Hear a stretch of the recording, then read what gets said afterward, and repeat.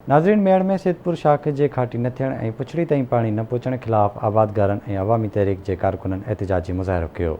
उन मौक़े ते अॻवाननि आवाज़ टीवी जे रिपोर्टर मंज़ूर मैसर सां कहिड़ा वीचार वंडिया आहिनि, अचो त ॾिसूं। सिद्धपुर शाख में गुज़िरियल 10 सालनि खां कंहिं क़िस्म जी का बि खाटी वग़ैरह कोन थी आहे। हितां जी जेको तक जा असांजा चूंडियल नुमाइंदा MNAs MPAs आहिनि ख़ासि करे, ऐं हिन में जेकी बजट अचे थी गुज़िरियल 10 सालनि खां अलाए केतिरा दफ़ा ऑफिशियली कागज़नि में खाटी त ज़रूरु ॾेखारी हूंदी, पैसा हड़प कया हूंदा। हींअर बि ताज़ी थोरी ॾींहं ख़बर पई आहे त 48 RDs जी हिननि खाटी ते शो करे छॾी आहे, पर हिकिड़ो ॾींहुं रुॻो मशीन मोकिली आहिनि, हिकु अधु RD जेको आहे थोरो घणो कमु थियो आहे, बाक़ी टोटली बंदि आहे।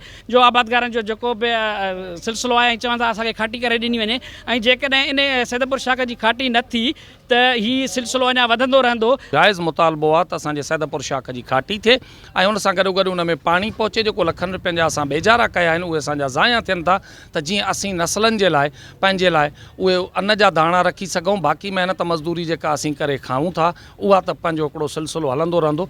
असीं मुतालबो कयूं था चीफ जस्टिस सिंध खां ऐं उन सां गॾो गॾु वज़ीर आला सिंध जेके वस वारा आहिनि ऐं उहे हिन जो नोटिस वठनि ऐं इन्हनि जी खाटी थिए ऐं इन्हनि जी बेचैनी ख़तमु थिए त वधीक बहितर थींदो। 10 सालनि खां एहतिजाज पिया था कनि, सिद्धपुर शाख जी खाटी न थी आहे ऐं उन खाटी जा आयल पैसा तक जो MPA या आपाशी अमलदार मिली भगत करे उहे पैसा हड़प कंदा था रहनि। हिन साल बि ईअं ई थियो आहे ऐं हिन साल सिद्धपुर शाख मुकमिल तौर ते पाणी उन में कोन्हे को, ऐं उतां जा आबादगार सरापा एहतिजाज आहिनि।